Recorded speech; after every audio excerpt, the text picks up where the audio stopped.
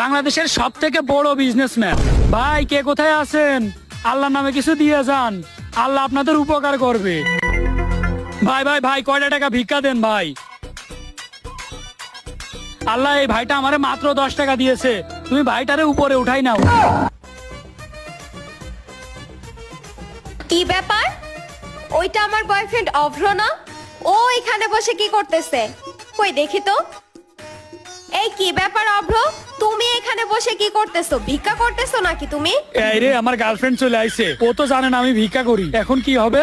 না না, ভিক্ষা করতেছি না তো, আমি এমনি বসে রইছি এখানে। এই তুমি আমার কাছে মিথ্যা কথা বলতেছো কেন?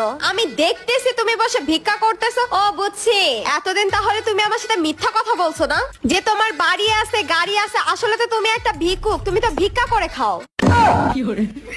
জান দেখো, তুমি একটু বোঝার চেষ্টা করো, আসলে